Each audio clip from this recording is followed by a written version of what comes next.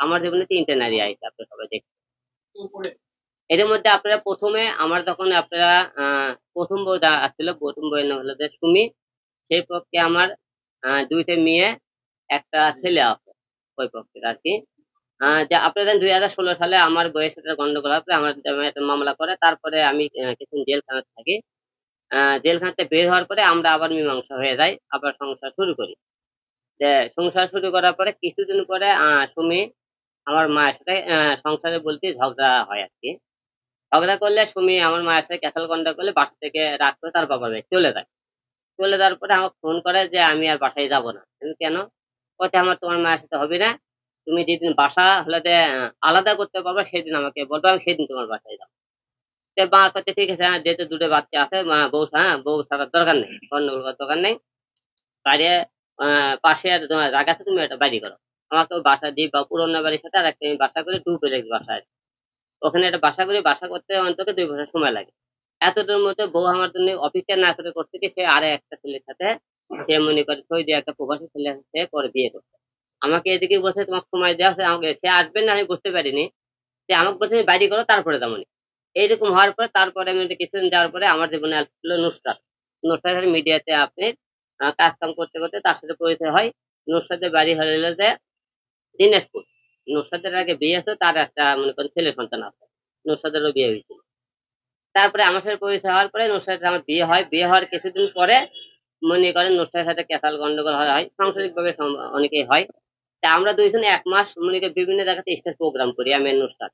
Programme করার পরে হঠাৎ করে প্রোগ্রাম করাই ও রমজানের একদিন আগে প্রায় আমার 2.5 লাখ টাকা লেখা আমরা প্রোগ্রাম করে নিয়ে আসি। নিয়ে আসার পরে ও দীর্ঘ 8 বছর ধরে হে নুসরাত করতে কি দেশের বাড়িতে যায় না, তার বাপ মায়ের কাছে, পরিবারের কাছ থেকে যায় না।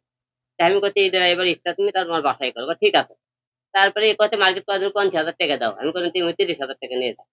সে কথা আমি ভাবলো তো 50,000 টাকা দেবো, আমি কোন যা যা টাকা আছে সব টাকা নিয়ে ফেলে দাও, ঠিক আছে। তো পরে আমি করেছি 1,20,000 টাকা নুসরাত আমার মনে করেন ওখান থেকে নিয়ে বাসা থেকে কথা আমি গেলাম, কিন্তু আমি জাগা আমি কোথায় আমি মজা করতে পারি গেলাম কা, তাই আমি নুসরাত আমার জীবন থেকে চলে গেল। তারপরে ঠিক রিয়ামনি লাগানো শুরু করলে কি, স্বামীর নামে একটা ছেলের সাথে বিভিন্ন জায়গায় দেখবেন যা মনে করে আহ নাচতেছে, মিউজিক ভিডিও করতে, সার্কাস প্যান্ডেল করতেছে। আমি তখন স্বামীর অনেক বিষয় ভয় দেখাই, নুসরাতকে ভয় দেখাই, কি জানার জন্য অনেক চেষ্টা করছি। আমি কাছে যেহেতু তুই এখন আমার ঘরের বউ আছে, তুই অন্য ছেলের সাথে কাজকর্ম করলে আমাকে ডিভোর্স দিয়ে তারপরে কাজকর্ম করবি। তো ওই আমি বিভিন্ন ভয় ভীতি দেখানোর পরে খারাপ দেবে না বিভিন্ন পরে নুসরাত কিন্তু বাধ্য হয়ে আমাকে ডিভোর্স দিচ্ছে। নুসরাত ডিভোর্স দিচ্ছে কি কারণে, আমি যখন ওই মুখে কাজকর্ম বন্ধ করে দিলাম তখন কিন্তু নুসরাত আমাকে ডিভোর্স দেয়। নুসরাত ডিভোর্স দেওয়ার পরে তারপরে মনে করেন আবার যখন আমি যখন কাজকর্ম যাই, এর মধ্যে রিয়ামনির সাথে ফেসবুকে আমার পরিচয় হলো, দেখি ভালো নাচে ইয়ে করে।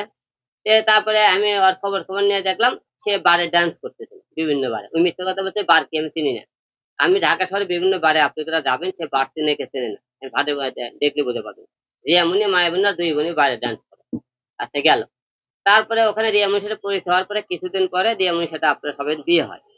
বিয়ে হওয়ার পরে তার কিছুদিন পরে রিয়ামনি হাতে মনে করেন দেখে এর সংসার ক্যাসাল করা হলে সে একটা ছেলের সাথে যে নাচ গান করে, ডান্সের ভিডিও বানায় বেনাল হলে আমি তাকে মনে করি শোনা এসব বললে তো তোমার সাথে কথা হয়নি, তুমি বলছে আপনি তো এটা তো আমার কাজ। আসলে কোনোদিন বলতে পারবেন না সে আসলে কাজ লেগে কথা আমি বাদে দ্বিতীয় কোনো একটা আমার বাড়ির সাথে কেন কাজ করবে, সে তো আমার সাথে কাজ করে হুঁশ পায় না। তারপরে নুসরাত করলো রিয়া করলে কি, কথা ঠিক আছে ভুলে গেছে, আচ্ছা ভুল মাফ করে দিলাম।